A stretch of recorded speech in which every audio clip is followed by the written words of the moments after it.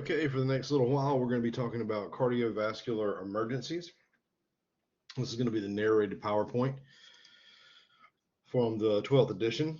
We'll be talking about how respiration and perfusion are related to our patient assessment and management and the basic emergency care that we're going to provide for acutely ill patients.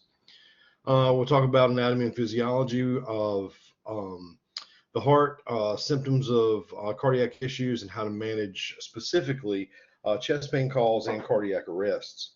We'll also be talking about some acute coronary syndromes like angina, stable versus unstable, we'll talk about myocardial infarction, which is the heart attack, and how to differentiate between an aortic aneurysm or dissection, which is not necessarily a cardiac related emergency so much as it is hypovolemia.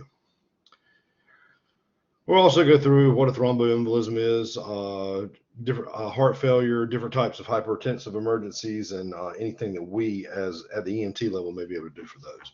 So let's get started. Cardiovascular disease obviously has been the leading killer of Americans since 1900 and accounts for 1/3 of all deaths. That's 1 out of every 3 deaths are related to cardiovascular disease. We have everything from our diet, exercise routines, lifestyles, they all contribute to the ongoing epidemic of heart disease. There's a lot of information and literature out there now, propaganda telling people to be healthy, but we've developed a long history of heart disease, and it's hard to break that cycle. Obviously, as EMS professionals, we can help reduce deaths in many ways. We can encourage healthy lifestyles, although we don't sit out there and lecture patients on what they're doing wrong. We can make small suggestions. We do give early access to medical care. We can train people that are in the general public on how to do CPR, because just recent science tells us that just doing compressions does save lives. And we will be using constantly evolving technology. You can see in the last 5 years, 10 years, the technology has gotten so much better in things like AEDs and pacemakers, vest telemetry that monitor patients at home, and post-cardiac arrest care. And it only continues to get better. We can also, we've also began putting AEDs and things like that in malls and churches and businesses and different places that the public does have access to, so we can get that early defibrillation to go along with early CPR and for the best possible outcome. And recognizing the need for ALS or advanced life support and the use of cardiac specialty centers like Wake Med, Duke, UNC, Vidant, and Greenville to give these patients the specific and advanced care they need. So let's get on with the anatomy and physiology of the heart.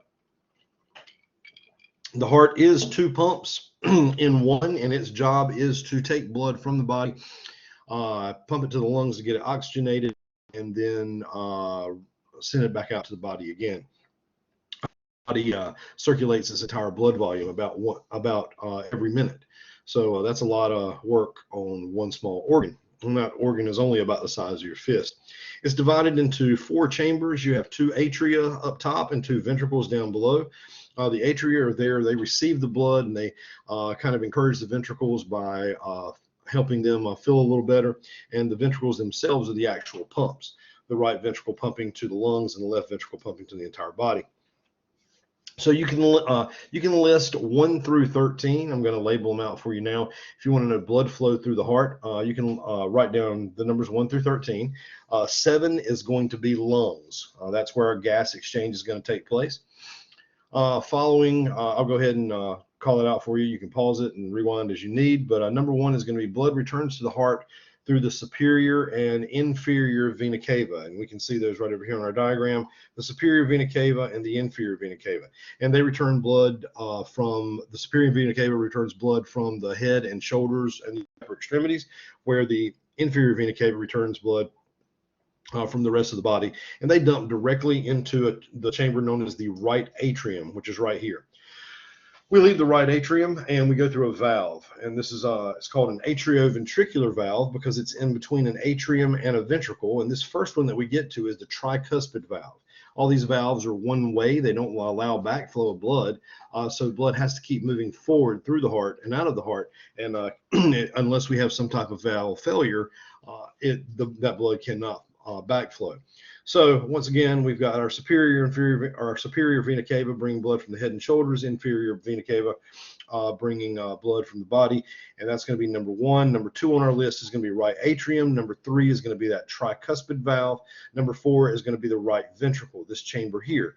The right ventricle, this right side of the heart, is a low pressure pump because it only has to pump to the lungs and back. It doesn't have to go around the entire body. And you can see the width of the chest wall in this diagram on our right chamber versus our left ventricle here. It's much thicker because it has to provide a much higher pressure. So we've gone from our right ventricle. We're going to come up through our pulmonic valve, which is right here. Pulmonic valve, or some people refer to it as the pulmonary valve, and that's going to push us out into the pulmonary artery. Arteries always carry blood away from the heart. There are no exceptions. Arteries, I repeat, always carry blood away from the heart. That pulmonary artery splits into the right and left, which you don't really need to worry about, but it does carry to both lungs. And then we have the gas exchange. So number 7 is going to be lungs, where we exchange oxygen and carbon dioxide before we return to the left side of the heart. So reviewing them once again, number 1 is superior inferior vena cava. Number 2 is a right atrium. Number 3 is a tricuspid valve. Number 4 is a right ventricle. Number 5 is the pulmonic valve. Number 6 is the pulmonary artery. And number 7 is the lungs. Then we return to the heart through number 8, the pulmonary veins. There are actually 2 on each side, so for a total of 4. Those pulmonary veins dump directly into number 9, the left atrium. And just like we did on the right side, we're going to go from an atrium through a valve to a ventricle. We're going to go from the left atrium through the bicuspid valve, or also known as the mitral valve, into the left ventricle. And the left ventricle is then going to pump blood through the aortic valve, which you can see our aorta coming down here. Our aortic valve is right here. So we're going to be pushing blood from here when it contracts, and it comes up through here through the aortic valve, and that aorta branches up and over. This is known as the aortic arch. And if it were a complete diagram of the aorta, which is the largest artery in the body, you would see it come down behind the heart right here and travel down through the rest of the thoracic and abdominal cavities until it splits into our femoral arteries down near our pelvis. So the superior and inferior vena cava are the largest veins in the body. The aorta is the largest artery in the body. So that's a total of 13 steps for blood flow through the heart. So we just talked about how one-way valves keep blood flowing in that proper direction, and all those one-way valves are going to be your tricuspid and your bicuspid also known as the mitral valve, and your pulmonic and your aorta, or aortic valve, I should say. The aorta is the body's main artery. It receives blood from the left ventricle, and then it delivers it to the rest of the systemic circulation throughout the rest of the body.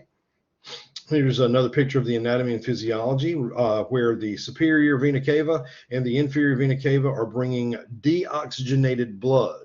That is blood without oxygen. It's coming back from the body. And that oxygen has been used. It has carbon dioxide in it, and that carbon dioxide needs to be released in the capillaries that surround the alveoli of the lungs, so we can breathe it out, and fresh oxygen can be taken on. So we've got our right atrium here, again, this diagram, and once we contract, we go down through our tricuspid valve. Oh, sorry about that. Go down through our tricuspid valve, our right ventricle, back up in our pulmonic valve, pulmonary artery carrying blood away from the heart. Note how it's blue. That's because it's still carrying deoxygenated blood because we haven't traveled out to the lungs yet. When we get to the lungs, we pick up fresh blood, and then we return through vessels that they have diagrammed here in red to indicate that they do have oxygen, and we're dumping directly into that left atrium, going through the mitral valve, bicuspid valve. Here, we're going to go into that left ventricle. The left ventricle, once again, being the strongest chamber of the heart, coming up, aortic valve, aorta, and down through to the rest of the body. So I know that was a lot of repetition, but please know that because it'll help you out a lot in your testing. We also have an electrical system in our heart, okay? And our electrical system has a term or has a component known as automaticity. Automaticity is simply, by definition, those cardiac cells' ability to generate their own electrical impulse. And that means that they don't need to be told by the brain or directed by the brain or any other thing in their body, in our body, in order to do that. So automaticity allows spontaneous contraction without a stimulus from a nerve source. Let's go to our next slide, which will be our conduction system. And we'll see here, our cardiac conduction system is basically just a system of wires that travel through our heart. And a signal is sent down these wires, and that lets the heart muscle know when to contract. And the SA node, here you can see in green, okay, is known as the heart's primary pacemaker. When grandpa goes to the hospital and gets a new pacemaker, or has to have a pacemaker implanted, it's because his SA node is no longer firing as it should, which should be 60 to 100 times per minute, which obviously normal adult heart rate is 60 to 100 times per minute. So we're going to get an electrical impulse right here in the SA node, 60 to 100 times per minute, and nothing is going to make that happen other than that SA node itself. And that's what automaticity means. It has the ability to generate its own electrical impulse, and it's going to send that electrical impulse down the wires, or the cardiac conduction system, the intranodal pathways or whatever, right down to the AV node. And every part, or several parts of our conduction system, have their own what are known as inherent rates, how many times they fire per minute. The SA node is the heart's primary pacemaker because it fires faster than the other ones. It fires 60 to 100. But the reason grandpa didn't just keel over when his pacemaker or his SA node failed, and he was able to make it to the hospital to get a pacemaker implant, is because his AV node also has an inherent rate of 40 to 60. Now, 40 to 60 is obviously not enough to keep us feeling great and making us want to go run a mile or do some jumping jacks, but at least it is enough to keep our ventricles pumping blood to our body, even though it may not be ideal for us to get to a facility for care. So again, we have our SA node, the heart's primary pacemaker. Its inherent rate, it fires 60 to 100 times. So 60 to 100 times it sends a signal down this pathway and makes those ventricles contract or lets them know it's their time to contract. The AV node right here has that inherent rate of 40 to 60. We travel on down just below the AV node, and this entire node, or this entire area right here, is known as the AV junction. It includes the AV node and the bundle of His, or what, and that's really not important at the EMT level, although you will hear paramedics and other medical providers talking about junctional rhythms, and that simply means that that's a rhythm that originates somewhere in that area. And then we'll go on down to our bundle branches on the left and right side. And at the very end, we have what are known as Purkinje fibers. So that bundle of His also has an inherent rate of 20 to 40, which you can see is less than the is less than the AV node. And the Purkinje fibers are actually less than 20. So what happens is in our SA node here, if for some reason it were to fail, then our AV node would pick up. But obviously that's not going to put this heart's not pumping just to the rest of the body. It's also pumping to the heart itself. So in order for the heart to be happy and well, it has to have an adequate heartbeat in order to get the blood, the oxygen-rich blood it needs. So that 40 to 60 is not going to be adequate for long, and then we'll slow on down to our 20 to 40, and eventually our Purkinje fibers would be firing at less than 20, usually less than 10, as a last-ditch effort to just keep us alive. Autonomic nervous system is actually was in charge of speeding our heart rate up and slowing it down. The autonomic nervous system, as we talked about in human body, has two parts: the sympathetic, fight or flight, the parasympathetic, rest and digest. So sympathetic speeds everything up by releasing adrenaline. Excuse me. And the parasympathetic has a neurotransmitter called acetylcholine that slows everything down. And they work, kind of in conjunction or almost kind of against each other, kind of keeping everything in check. So if our body, if we get on a treadmill and suddenly our heart rate needs to increase, receptors in our body, or sensors, if you will, go, oh no, we need more blood in our leg muscles because we're running on a treadmill, and now suddenly they need to produce more energy. And so our sympathetic nervous system will release adrenaline, which increases our blood pressure a little bit, and it increases our heart rate, and bronchodilates our lungs, so we're able to take in more air to get more oxygen. And then when we're done with our activity, the parasympathetic kind of takes over and says, okay guys, let's pull back on the reins and let's slow everything back down. The myocardium has got to obviously have itself a continuous supply of oxygen and nutrients. So whenever the heart, the first blood leaves the heart right there through that aorta, like we saw in the original diagram, the first vessels that branch off of the aorta are actually our cardiac arteries, and our coronary arteries, and we're gonna talk about those in just a second. So cardiac output is a definition I'd like for you to know. Cardiac output is simply stroke volume times heart rate. Now let's explain that a little bit. Stroke volume is the amount of blood that is pumped in one contraction of the heart. So if my heart contracts and it pumps out 50 milliliters, my stroke volume is 50 milliliters, and it's pumping 50 milliliters every time it contracts. Now, if I multiply that times how many times in a minute my heart rate or my heart actually contracts, let's say my resting heart rate is 70 and my stroke volume is 50 milliliters. So my heart's beating 70 times per minute, and each one of those 70 times is putting out 50 milliliters. So over the course of an entire minute, it'll put out 3,500, because 70 times 50 is 3,500, and that's 3.5 liters. And that would be my cardiac output. My cardiac output would be 3,500 milliliters, or 3.5 liters. That's the same thing, just moving the decimal place there.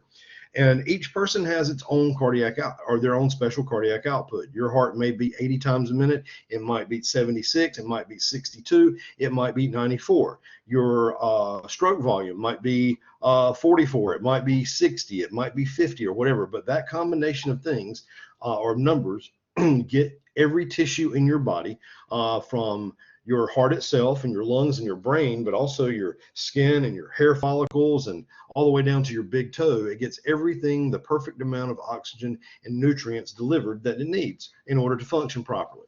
And when that, but when something goes wrong with that and tissues in our body aren't getting what they need, then our body adjusts, such as with the sympathetic response. Just like we got on our treadmill, suddenly our legs weren't getting the oxygen and nutrients they needed in order to put out that extra energy for us to run. And so our sympathetic nervous system engaged, released adrenaline, increased our blood pressure a little bit more, so we could push that blood just a little bit harder, and we could and increase our heart rate to get blood going around and round and bronchodilated, so there's more oxygen available for that blood. Our coronary arteries, we just mentioned, branch off of right at the top of the aorta. They branch off on the right and left side. And here are the ones that we want to think about. Okay, we want to look right over here at the right coronary artery, or also known as the RCA, and you can see what part of the heart that it feeds. Okay, it's feeding that right side down, and it actually loops back around to the backhand side. We can look over here on the opposite side, and we can see the circumflex and the left anterior descending. Both of those come off of the left main coronary artery, but you don't hear a lot of people refer to the left main, because it is so short right there and before it branches off, and it branches off into the circumflex and to the left anterior descending.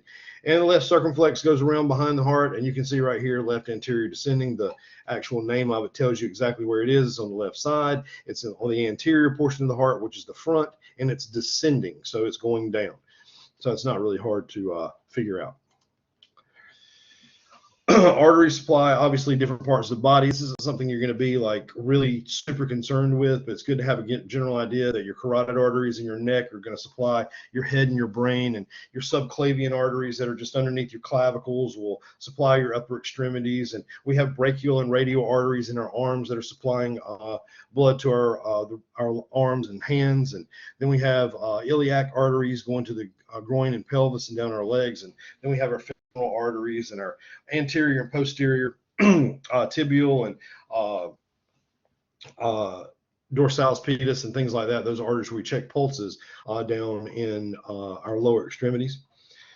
We have, so now we talked about blood flow through the heart with those 13 steps, right? We got superior inferior vena cava all the way down through our aortic valve going out of our aorta, and that is coronary, that is blood flow through the heart. But we also have to talk about systemic circulation. How does blood get around through the body and get back to the heart? So when that aorta, the largest artery in the body, leaves the heart, it starts branching off into smaller vessels. And those smaller vessels are the arteries we just talked about. and they branch off into even smaller vessels known as arterioles. Okay, arterioles are the kind of important to us because they're those small vessels that are just underneath our skin or whatever, that when they start to constrict, if we go into shock, they push blood back into major arteries, and that's what makes us pale and clammy. So they do kind of, it's not like they're just completely and totally irrelevant. So we got artery, we got our aorta branches off into the arteries down to the arterioles, and then we've got our capillary beds, and they have our arterial side and a venous side, and the blood comes from the oxygen-rich blood comes in the arterial side, and it drops off its oxygen and it picks up the carbon dioxide and the waste products, and then it comes back through the venous side. So that all gas exchange in the body actually takes place in the capillary beds. And then we've got to head back to the heart. So it's kind of like a UPS system. We left the warehouse, which is the heart, and we took we went down major highways and then side streets or whatever until we got to the specific address, and we dropped off our package, which was oxygen, and maybe they had something to return, and we picked that up too, which was carbon dioxide. And now it's time to head through a different set of roadways back to the heart. And those are going to be the smallest veins in the body, the venules, and then they're going to branch just like a river system. They're going to flow into veins, which are larger vessels, and eventually the veins are going to flow into the two largest veins in the body, which are the superior and inferior vena cava that we already talked about. So you can see how it makes one big circle in systemic circulation back to the heart. But so what is it actually pumping? Well, it's pumping blood. And what makes up blood? Well, we typically have about 4 components. We've got plasma, which is fluid that everything floats around in. So that's a liquid portion of our blood. And floating in that, we have 3 different things that we want to be concerned with. We want to talk about red blood cells. Red blood cells have hemoglobin inside. And hemoglobin can carry oxygen. It can carry several different things, but we want it to be carrying oxygen. And 1 hemoglobin can carry 4 oxygen molecules. And that'll come into play a little later when we talk about pulse oximeters and oxygen saturation. So red blood cells, they have hemoglobin in them, they carry oxygen. Then we have white blood cells. White blood cells are our soldiers of our immune system. They go out, they fight infection. And then we have platelets, which help blood to clot. Now, why is it important for us to know the components? Because obviously we want to keep blood inside the body because we need red blood cells in order to carry oxygen. And we'll give drugs like aspirin, we'll talk about a little later, that actually stop platelets from sticking together, because those platelets are what form clots that can actually, obviously we cut our hand, we want our hand to clot and stop bleeding, but we don't want clots to form in the vessels inside our body, because when those clots form, then they can block those vessels, and then blood can't travel past that clot, and so oxygen can't be delivered to the tissues beyond. In vital signs, you talked about blood pressure. We know it has a systolic and a diastolic number. The systolic number is the top number, and it's higher because it's the pressure in the vessels when the heart contracts, or specifically when the left ventricle contracts. The left ventricle contracts, it pushes blood out of the heart, and that increased pressure in the vessels is your systolic blood pressure. Then when the heart rests or goes into diastole, that pressure, the bottom number, is the pressure that's in the vessels all the time. So we go, if we have a blood pressure of 120 over 80, that's a systolic number of 120 and a diastolic number of 80.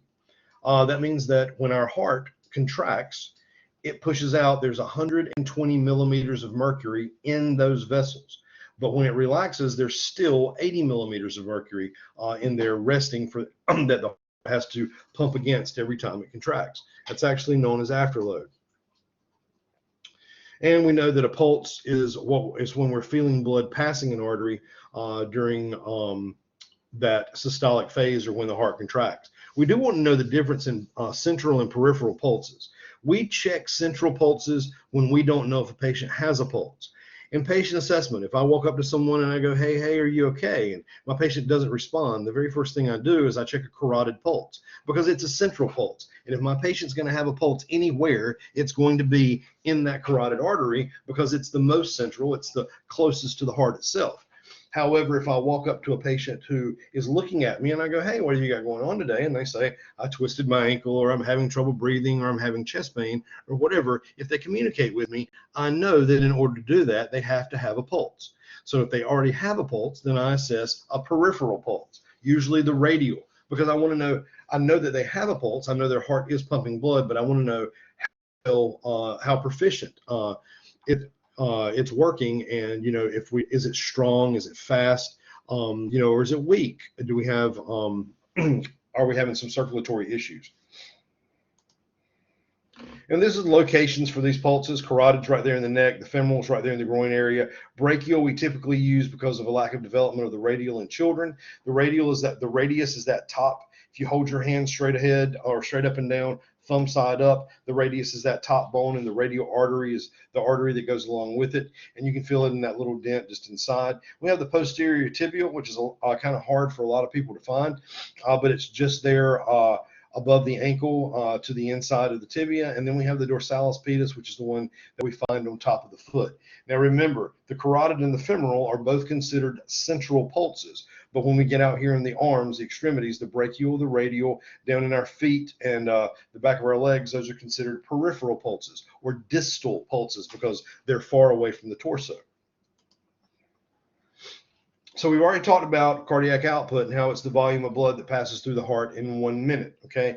Perfusion is by definition the constant flow of oxygenated blood to the tissues. And if perfusion fails, cellular failures are going to come along, and eventually our patient is going to go into shock and they are going to die. And we definitely, obviously our job is to prevent that. So perfusion is described as the constant flow of oxygen and nutrients to all body tissues, meeting their requirements. And in order for that to happen, you have to have a heart that's working well. You have to have an adequate volume of blood or fluid, and you have to have a container that's responding. And by container, I mean your vessels. Your vessels have to be able to constrict and create enough pressure to get that blood to the tissue. So when we talk about when you talk about shock, you understand that shock is related to always one of three things. It's a pump problem. Our heart's not working properly. It's a volume problem. We've either bled out hypovolemia, we've bled out through hemorrhagic shock, but we're hypovolemic. It could be we've been nauseated and vomiting for 3 days, or maybe had some diarrhea. We're losing more fluid than we're bringing in. And so it's a volume problem. That can cause us to go into shock as well. Or maybe we have something like sepsis or another one of the distributive shocks that suddenly just causes our body to not be able to vasoconstrict or control the pressure in how hard our vessels are able to squeeze. And so they start to relax. And as they start to relax, our container gets bigger. And we know that the container getting bigger without more volume in it is going to decrease pressure, and decreasing pressure is going to inhibit or make less blood available to return to the heart. So chest pain.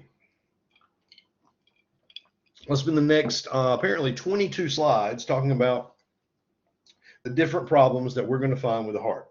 Pathophysiology of it all. Chest pain, known as angina, usually comes from ischemia, okay? And that just simply means decreased blood flow or decreased oxygen being delivered to one portion of the heart, okay? That's it simply. Ischemia is that, and when we have an ischemic heart, we have a heart that is being deprived of oxygen, and we're going to start having chest pain, okay? But if blood flow is not restored, that chest pain is going to continue, and then the tissue is actually going to die, and cardiac tissue does not regenerate itself. So there's different things that cause this. Terms you're going to need to know. Part of some of our coronary artery diseases are atherosclerosis, okay? And that's the buildup of that plaque. That's all those bacon cheeseburgers that we ate and that barbecue and all the things that are absolutely delicious here in the South, but they eventually can build up and make it narrow the opening in a vessel. And our body tries to compensate for that. As those vessels narrow, our body tries to find other pathways to get more blood around that site, because as it narrows, blood is slowly being cut off to the other side, not completely, but like I said, gradually. So our body tries to find ways around that, and that's called actually collateral circulation. And we'll get to that when we start talking about medications. But collateral circulation, if you want to write down a definition of that, is literally pathways the body creates to get blood or small amounts of blood around the site of where a clot is forming or where a vessel is narrowing. But that narrowing of the vessel is atherosclerosis. We have a thromboembolism, which is a blood clot that floats, okay? A thrombus or an embolus. Thromboembolism is a floating blood clot, and that's the one that moves along until it gets to a narrowed portion, and then it lodges, and if it lodges in a coronary artery, bam, we have a heart attack. Or we have an acute, which means right now, sudden onset, myocardial infarction. And we know that the myocardium is the middle layer of the heart. That's that muscle layer, and that's the part that we don't want to become injured. Coronary artery disease is one of the leading causes of death. Okay, there are ways of controlling it. I'm not going to sit here and lecture you on that. We all know that cigarette smoking, and we can quit smoking cigarettes. We can take meds for high blood pressure and high cholesterol. We can control our diabetes through medication, or sometimes, depending on your type, diet control. We can exercise more, do more cardio, make our heart actually stronger, make it pump more efficiently. We can reduce obesity, lose weight. That literally reduces the amount of tissue that our body has to pump blood to, so our heart doesn't work as hard. But there are some factors that we can't control. We can't control our age. We can't control our heredity. I can't control that grandma and grandpa and everybody else in the family's had some kind of heart disease. There's a possibility you're going to have it too. And obviously I can't change my race, my ethnicity, or my sex, which all can be risk factors for myocardial infarctions. So ACS, acute coronary syndrome, those are going to be two things we're going to talk about. That's that acute myocardial infarction that we already mentioned, and also angina pectoris.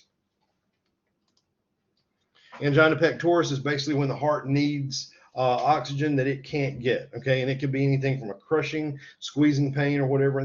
But this may be something that our patient experiences occasionally, all the way up to, daily. And so we do have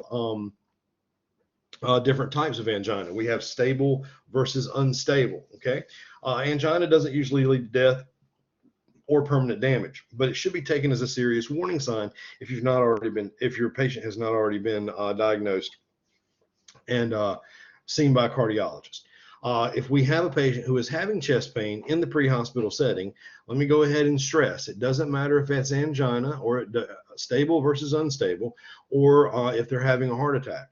If they are having chest pain and you believe that it is cardiac related, we will treat all patients like they are having a heart attack until we get them to a facility and it is proven otherwise. So stable angina is that angina that they're used to, okay? I hate to say that, people get used to chest pain, but if they're out walking or mowing the grass or on the treadmill and suddenly they start having that squeezing chest pain, this chest pain feels just like the chest pain they always have. They can sit down and they can rest and it goes away, or they take their nitroglycerin and within a couple of minutes or just a few minutes, it's gone or whatever, and they go on about their day. That is stable angina, okay? It's the regular chest pain. It doesn't feel different than it normally does. It happens because of their body being or their heart being under stress, and it is relieved with rest or nitroglycerin. Unstable angina is basically the opposite. It's any chest pain that feels different than what they're normally used to. It is chest pain that is can be its onset can be while at rest, but most likely just like a regular angina while there's an increased oxygen demand of their heart, but it is not relieved by sitting down and resting or nitrates. So that being the case, that's unstable angina, and all angina patients are once again treated just like they're having a heart attack, because we don't have any way of proving that for sure in the pre-hospital setting. We don't have access to blood work and things like that. But acute myocardial infarction actually means that cells in the heart are dying, okay? And once they're dead, they can't be revived and they don't regrow, okay? So we want to get them to a facility where they might get what's known as thrombolytics or clot busters. And these drugs are given to them IV, and they automatically dissolve clots and allow for circulation to return to the opposite side of the clot where blood has not been or has not been able to get, and oxygen has not been able to be delivered. Signs of a heart attack, or AMI or MI, you can refer to it whatever you want to. Most people will refer to it as an MI or myocardial infarction. You're going to have chest pain. That's going to be your standard. You can have an AMI with no chest pain. So don't let that be your be all end all. If my patient's not having chest pain, they're not having a heart attack, because that's just simply incorrect. You may or may not have any of these signs, but having a conglomeration of several of them leads you to believe that there's a cardiac event and that your patient is high priority and needs to be transported immediately. So we might have some weakness, some nausea, some sweating, okay? And those arterioles we talked about, pulling blood away from the skin and making us cool and clammy and sweaty, and our heart might not be pumping efficiently, so we feel weak. As our body goes into shock, blood is pulled away from non-vital systems like your urinary tract and your digestive tract or whatever. So we could have some nausea because all of a sudden the great big old bacon cheeseburger we ate just a little while ago is just sitting there, and there's no circulation going. Digestion is stopped. You might have that chest pain we talked about, and it could be just discomfort, could just be pressure. It might not be described specifically as pain. It may radiate to the lower jaw, to the arm, back, down to the abdomen, even to the neck. When you feel that radial pulse on a conscious patient, you may feel that our patient has a irregular heartbeat. It's not regular. It's not tapping along in a normal order. Okay, it might have some irregularity to it. Might be skipping a beat. And syncope, we know, is fainting. They might be losing consciousness or going in and out of consciousness. Might have some dyspnea, also, or shortness of breath. Might have some vomiting to go along with that nausea we mentioned earlier.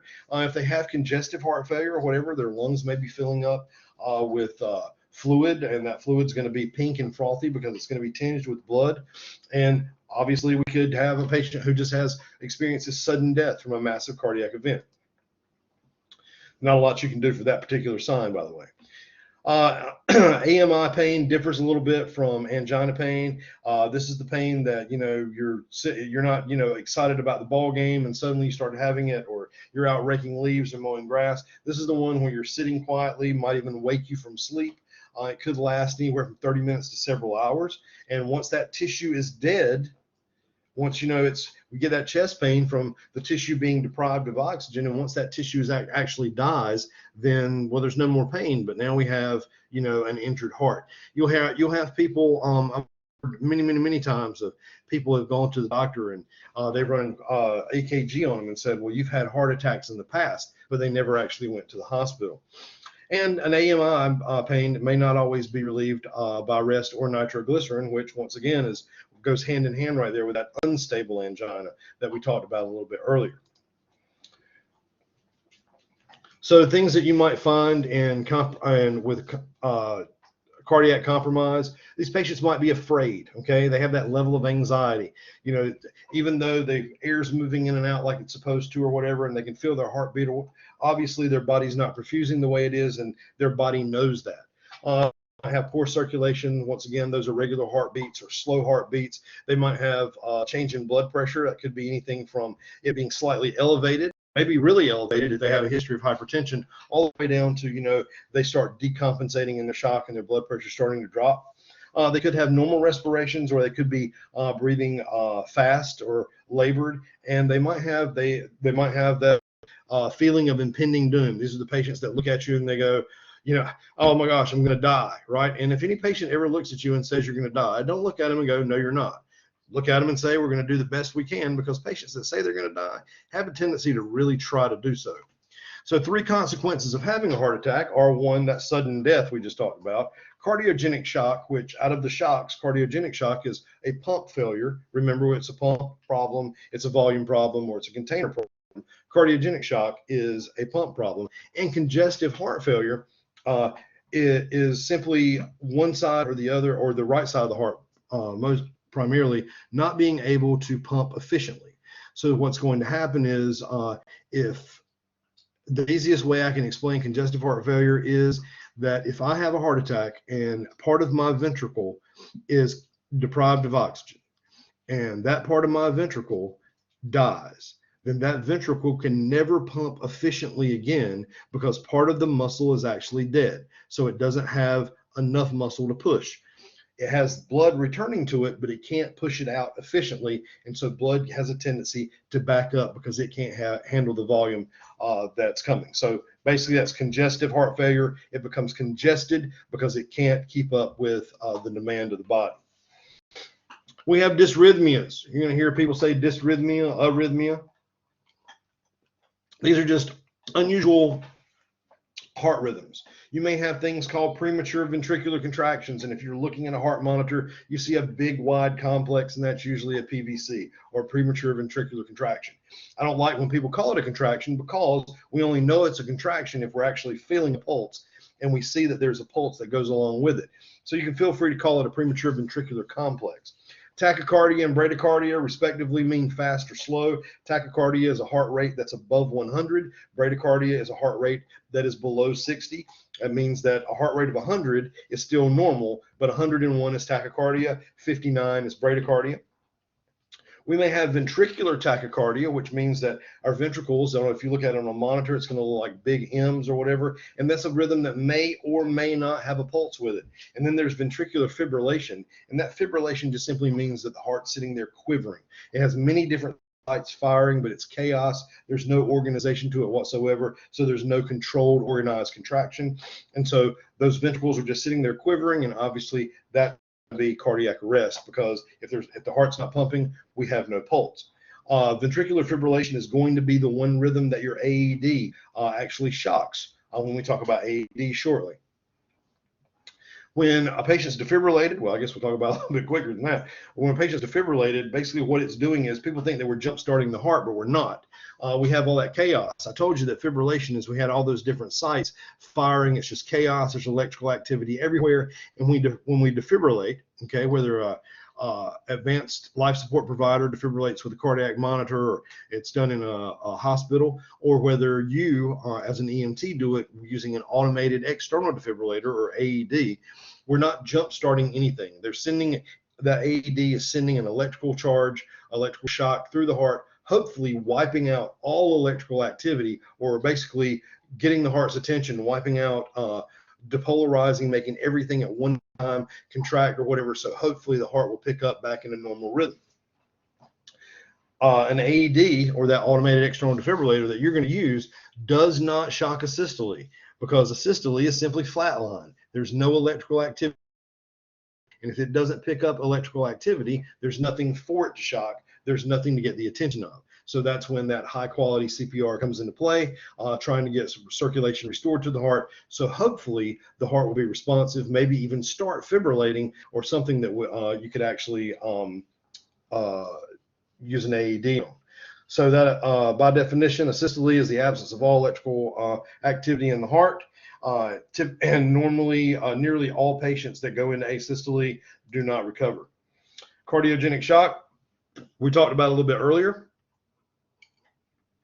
This is a pump problem, okay? It's often caused by a heart attack, and the heart basically lacks power to force enough blood through the vessels, through the circulation, back to the body or whatever. And if that's a long-term problem, then that's by definition congestive heart failure. And so therefore, inadequate oxygen to body tissues can cause all our organs to malfunction, any organ system that's not getting adequate oxygen and nutrients. And so we need to recognize shock in its early stages and try to be preemptive in our treatment of it. Congestive heart failure, we already mentioned, if a part of that ventricle dies, or obviously cardiac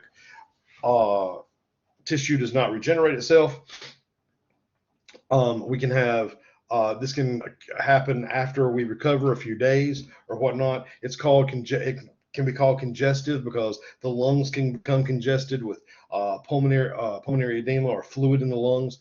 Pulmonary lungs edema is always fluid. That's a good thing to remember too. All swelling in the body is fluid, and all fluid is edema. So just kind of keep that in mind, that when the body has a problem or recognizes a problem, sometimes it shunts fluid to that area. But when the heart can't pump enough blood, then fluid has to back up, and that can back up into the lungs. This can occur slowly over months after someone has had a heart attack. Oh, and let me also back up 1 second to that. Other than just the lungs becoming congested with fluid, one of the things we may see is called pedal edema or dependent edema, and that's where we have fluid buildup. You go to a lot of patients and they say they take their fluid pill, and what that fluid pill is a diuretic, and it makes them pee off that extra fluid. They want to, tries to pull it off and evacuate it through their urinary tract. But you might see those swollen ankles, or on a bedridden patient, their ankles might not be swollen. They might be, that fluid might be gathering there in their sacral area or their buttocks, because obviously it's going to go to the lowest point because we have this thing called gravity. So make sure that in patients that you suspect congestive heart failure, reach down and check for pedal edema, and we do that by pressing in and then letting go on the skin to see if it leaves a dent, and that dent should return to its normal smoothness in 2 seconds or less.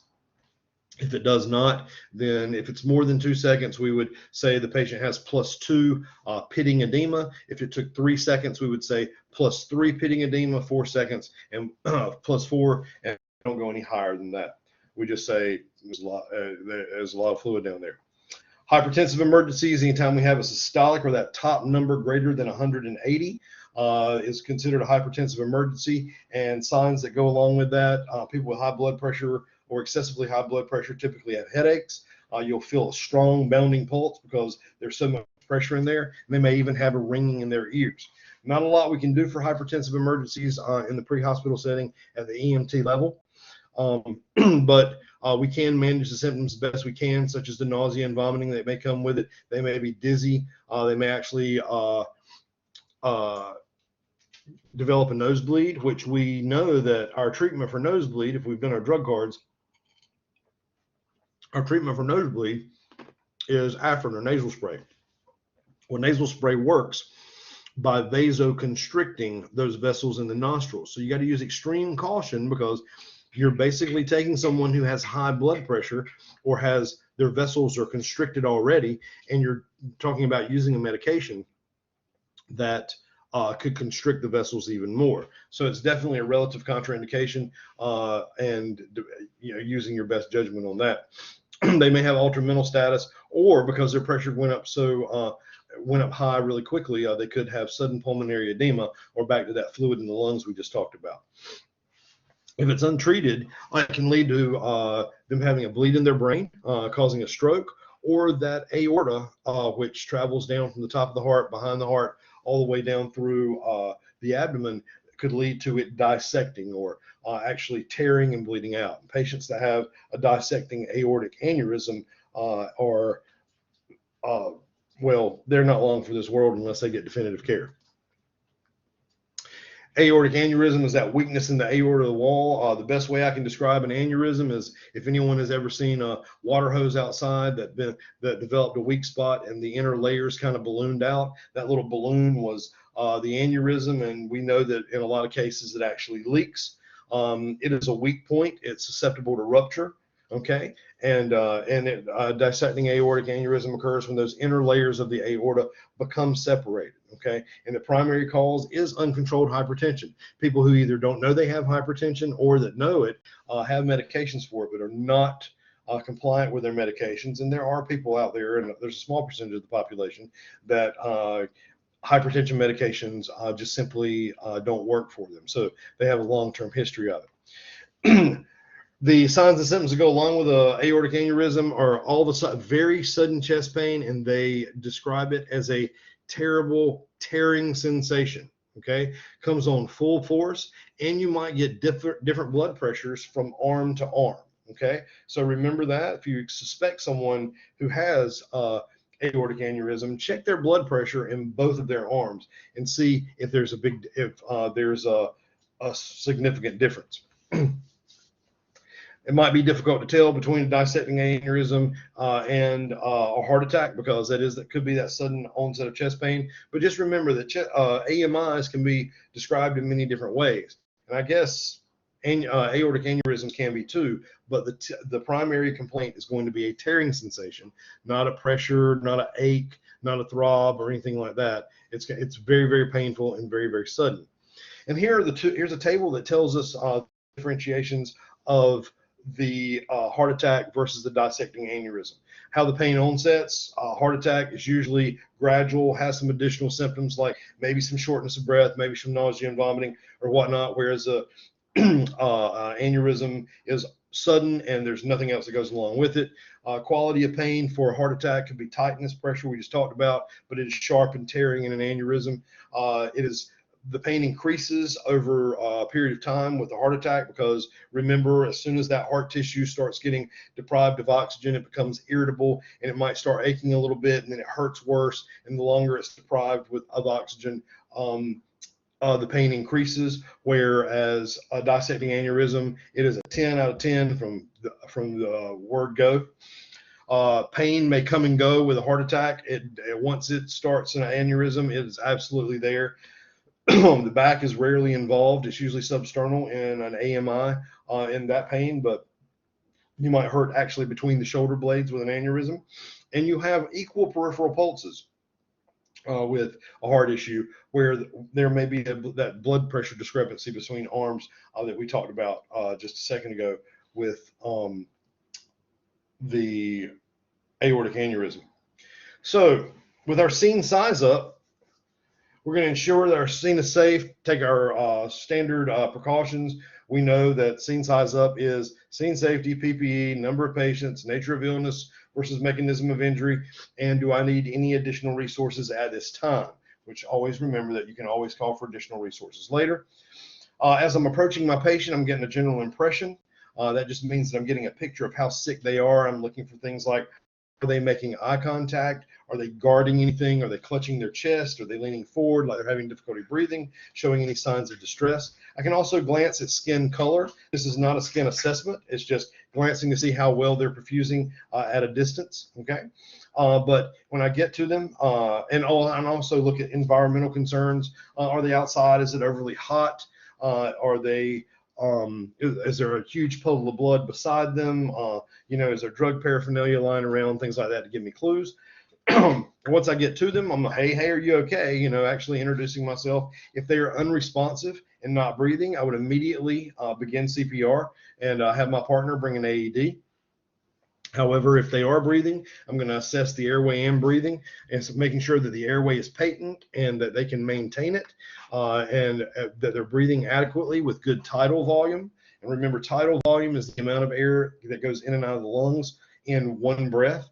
So with making sure they have adequate tidal volume, making sure that their oxygen saturation is 95% or so. And if it is less than 95%, I want to make sure that I get a little oxygen on board because this is my primary assessment. And the purpose of the primary assessment is to find life-threatening injuries or illness and treat them accordingly. Making sure that they're breathing adequately. Like I said, with that tidal volume, might have to assist them. If they're breathing less than 8 times a minute, I might want to ventilate them. If they're breathing more than 28 times a minute, consider ventilation or whatever. And if they have fluid in their lungs or something, I might want to consider using a bag valve mask to ventilate or placing them on CPAP. However, remember that cardiogenic shock is going to be one of your contraindications for CPAP. Checking circulation, and my patient is conscious. I'm going to do that check, that peripheral pulse check at the radial.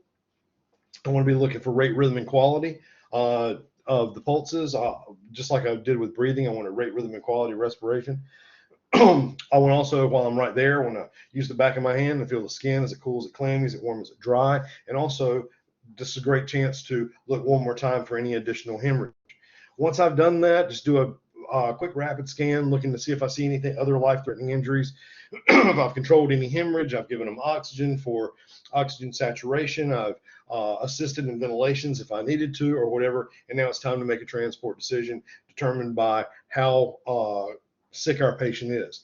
If our patient seems relatively stable, I might want to start with my history taking and my secondary assessment. But if I have a high priority patient that I believe needs to be transported, we're going to get them out now, and we can do our history taking and our secondary assessment en route. Also remember that even though in your checkoffs for patient assessment, you need to go in order, you need to be able to verbalize them in order, you need to be able to do them in order in an actual on an actual scene, a lot of those things start overlapping, like history taking and such. I might be asking those questions along with what have you got going on today. There's our history taking or sample questions, signs and symptoms, allergies, medications, past medical history, last oral intake, events leading, what were you doing up to it, and if there's pain, I'm going to use OPQRST, which is my pain assessment. And OPQRST is going to be the onset, like what were you doing, not when, but what were you doing. I don't know why it says when, it does because that's time down at the bottom. But anyway, what were you doing when it happened? Does anything, provocation, P, does anything make it any better or worse? Quality, can you describe it for me? Radiation, does it travel anywhere else other than where you're saying it hurts? Severity, give me a scale of 1 to 10, and 10 being the worst pain you can imagine. Rate it, and we want to make sure we always get that pain scale, because we have to be able to have something to judge our treatments on when they say their pain is getting better. And then timing, how long the pain lasts and how long has it been going on. Secondary assessments are focused assessment. We're going to focus on cardiac and respiratory systems, looking at checking pulse, respirations, blood pressures, pulse ox. Obviously, we want to keep above 90%. If we have some end tidal, we're going to use that as well. And we're going to make sure that we continuously monitor blood pressure on unstable patients, reassessing vital signs every 5 minutes. If a cardiac arrest occurs, we immediately start chest compressions until an AED is available, and that's going to be chest compressions, 30 chest compressions, and then 2 ventilations. And that cycle of 30 to 2 will go on and on and on until an AED is there, and then it will continue on until an advanced airway is placed. Once an advanced airway is placed, we can do continuous compressions and then ventilate our patient once every 5 to 6 seconds. But every time we have any intervention, obviously we're going to reassess that, and we would, if we've obtained ROSC or return of spontaneous circulation, we would consider transport in 10 minutes once we got everything stable. So how are we going to care for chest pain or discomfort? We're going to make sure that they're comfortable, sitting how they like. We're not going to make anybody lay down. We know that standard treatment for shock at the EMT level is lay them down, wrap them up, elevate their feet if necessary. We're not going to do any of that if they don't feel comfortable doing it. We're not going to make anybody sit up. We're not going to make anybody lay down. We're going to let them get comfortable the way they're comfortable. That reduces stress and anxiety on them. Reduction of stress and anxiety means a lower heart rate. A lower heart rate means a heart that needs less oxygen. And our problem is our heart is not getting the oxygen it needs already. So that's a win-win for all of us. On the protocols you have in your area, you're going to prepare aspirin and assist with nitro.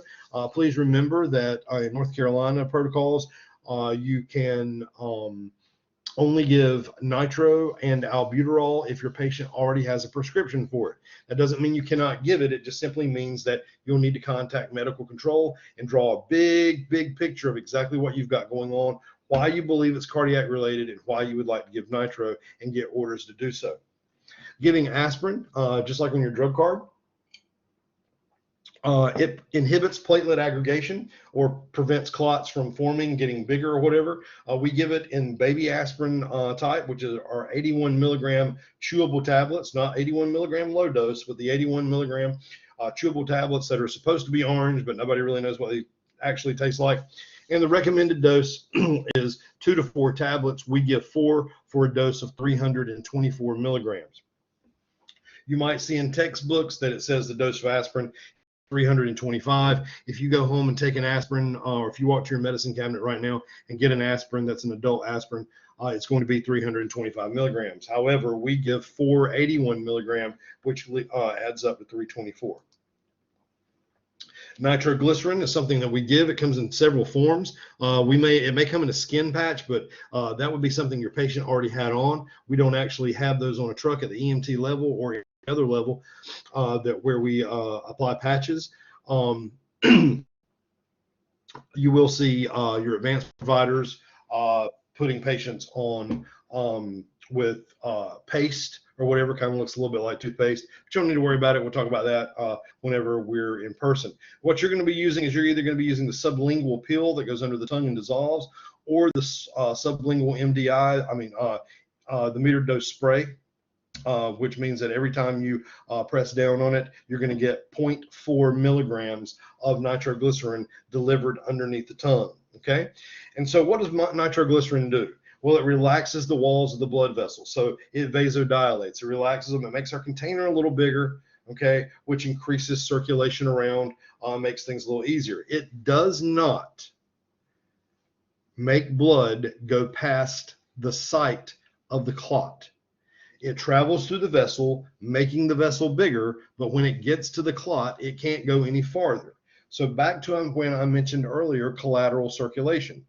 As the arteries have narrowed over time, hopefully our body has developed collateral circulation, which would be tiny vessels that route around it, okay? And no, they do not get adequate blood around or whatever, but they just kind of supplement the blood that as the vessel has narrowed, the blood flow has been reduced more and more and more and more. Hopefully our body has found ways of getting a little bit of extra blood around there. And so when I have nitroglycerin, I can vasodilate those tiny vessels that it's developed and hopefully get even more blood around in order to maintain that heart tissue, get it as much oxygen as possible until they can get to definitive care.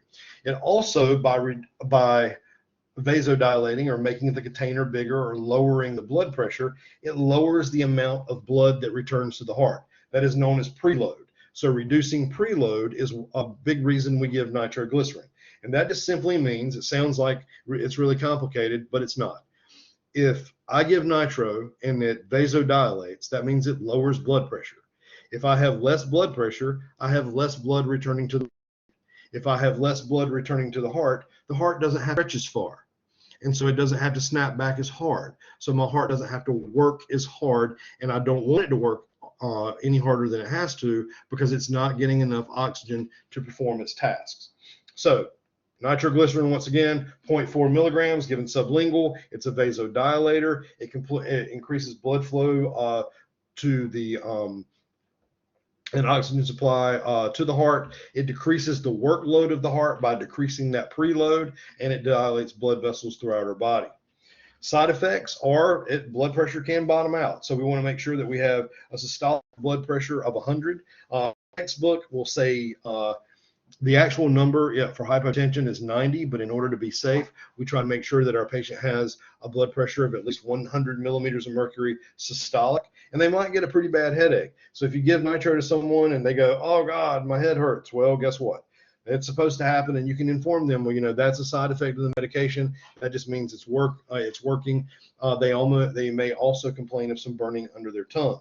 However, we would never give it to a patient. Here's that 100 millimeters, 100 systolic I talked about. To anyone who had a head injury, a low blood pressure, we always ask, even if it might be uncomfortable, males and females, if they have used erectile dysfunction medications within 24 hours.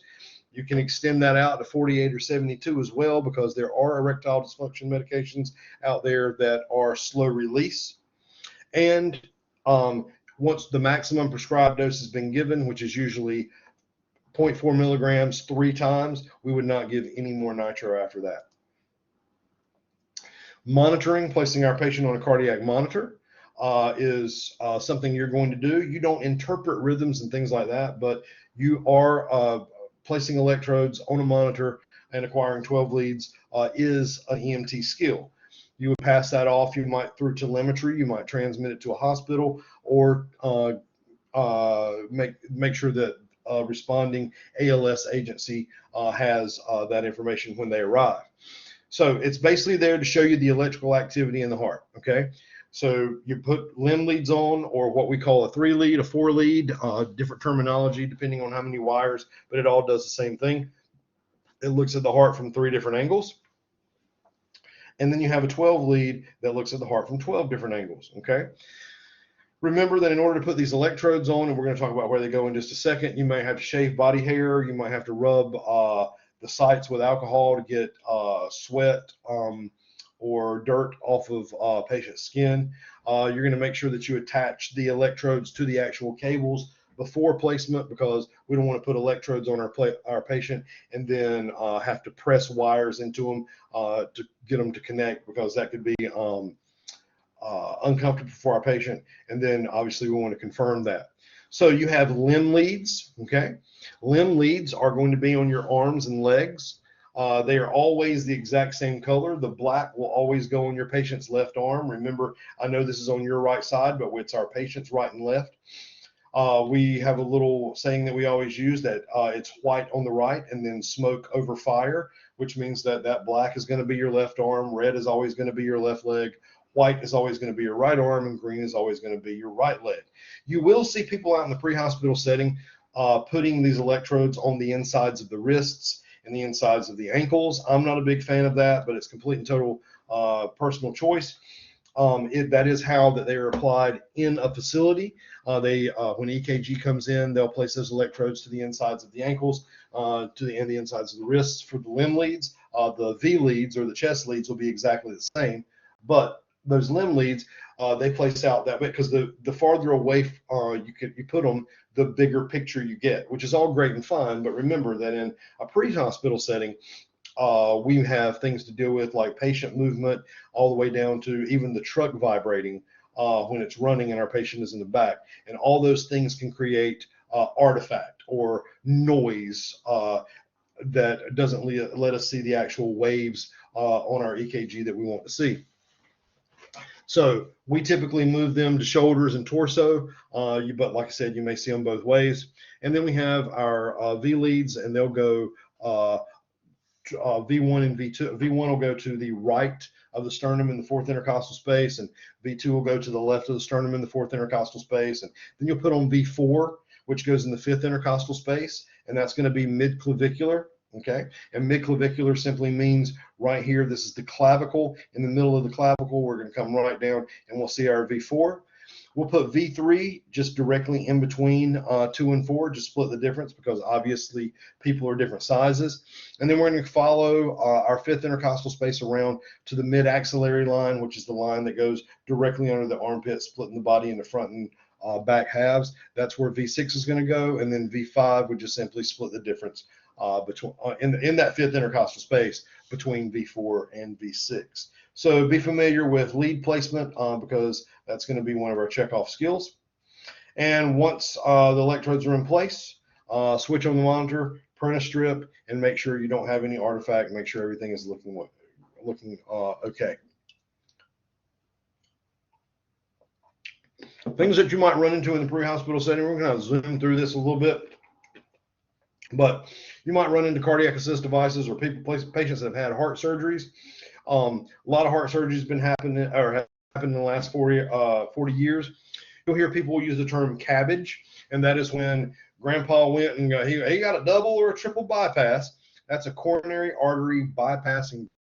And basically they pull vessels from extremities, typically lower extremities, and they replace coronary arteries with them. So you have a coronary artery that's blocked or whatever, that's beyond repair or whatnot, they'll replace that coronary artery. They'll bypass it with another vessel harvested from somewhere else in the body.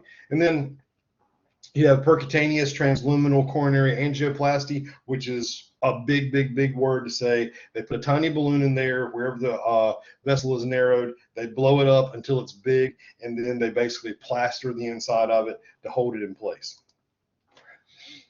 Any patient who's had open heart surgery, they may or may not have a lung chest scar. Remember to ask, have you had any chest surgeries? But we treat chest pain in these patients just as we would in a patient who's never had heart surgery. And I know it seems silly maybe that it says that, but maybe someone who's had heart surgery would automatically assume that they would have chest pain or that they would have some kind of history of angina. That's not for us to decide. Someone who has chest pain, even if they have had some type of heart surgery, we treat them just like someone who hasn't, because obviously they have a cardiac history, and we need to have a high index suspicion of this being another cardiac event. Patients have pacemakers. We talked about it earlier. Grandpa going to get the pacemaker because the SA node in his conduction system failed. They maintain a regular cardiac rhythm and rate.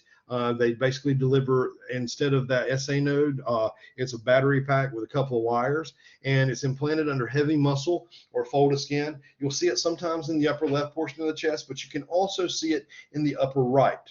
And the reason being, I mentioned that is because remember when you took your CPR class, it said that if you saw one of these pacemakers, we never place a defib pad directly over it. We would move, and that would be in the upper right chest. This is what it looks like. They have to be replaced typically every 10 to 15 years because the battery dies, but it's very reliable technology. And anytime a patient's pacemaker fails, their heart rate drops. You might see them weak due to that low heart rate, or they might be dizzy or having episodes of syncope or fainting or whatever. And these patients need to be transported very rapidly to get definitive care.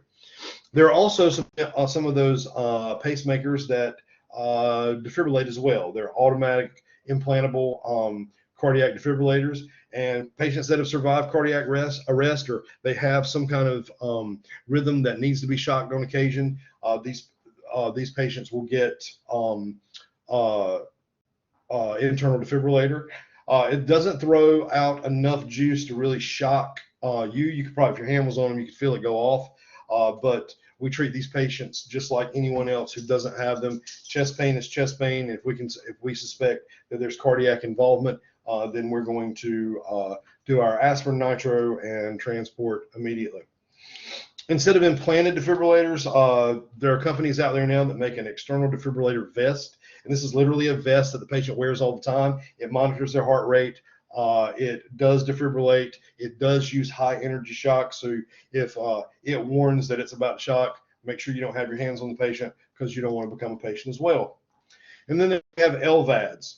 Typically, if there's an LVAD in your district, they will call and let central dispatch know. So when you're dispatched to a call, they'll tell you that this is an LVAD patient. Sometimes they send out pre-alerts to let you know that at such and such address there is an LVAD patient, and that's just simply a left ventricular assist device. A lot of these patients are awaiting heart transplants, and so what they're going to do is this left ventricular assist device is basically pumping for their left ventricle, and they have batteries. Make sure you transport all the supplies and all the batteries to the hospital with them. And keep in mind that a lot of these patients might not have a palpable peripheral pulse.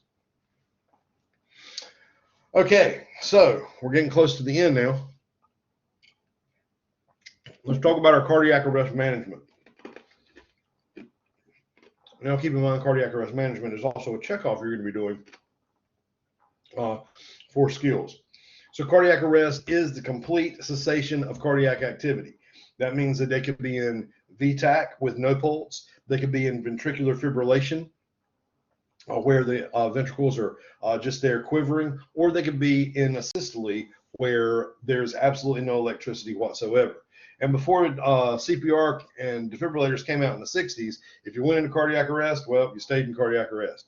You were dead, you're going to be dead, and you're going to be dead for a very long time. However, we developed high quality CPR, which is hard and fast.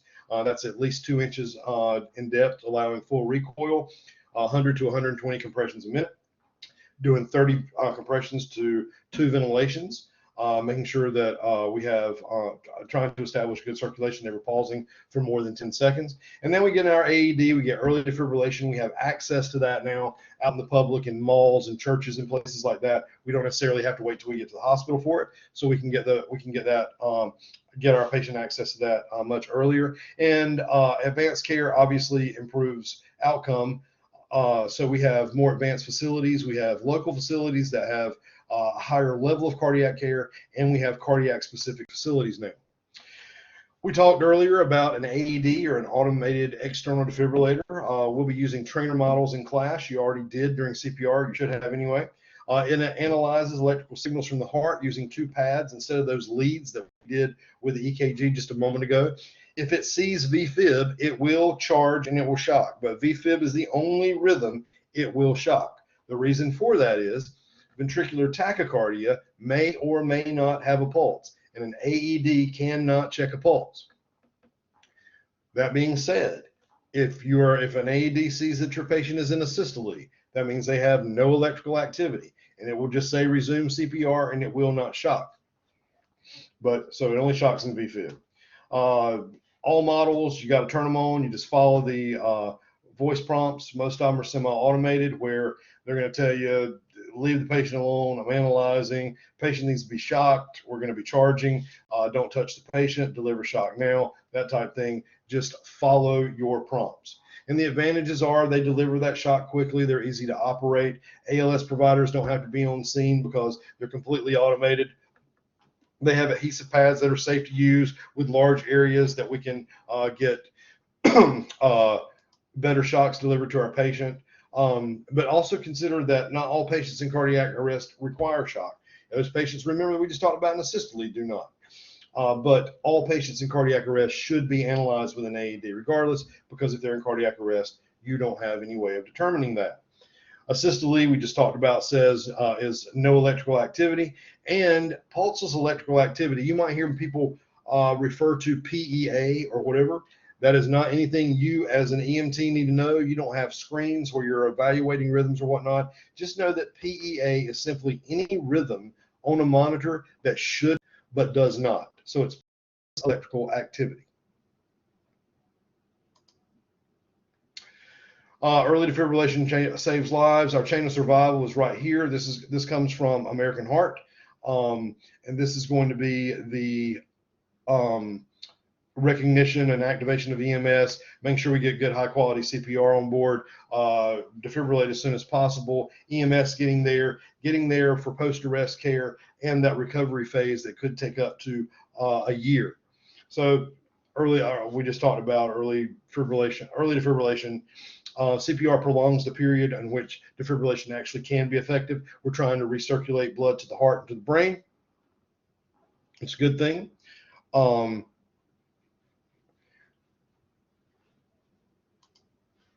ALS post-arrest care, we're going to continue ventilation, establish airways using drugs to make sure that we have blood pressure greater than 90 millimeters of mercury, and recovery may take a year or longer.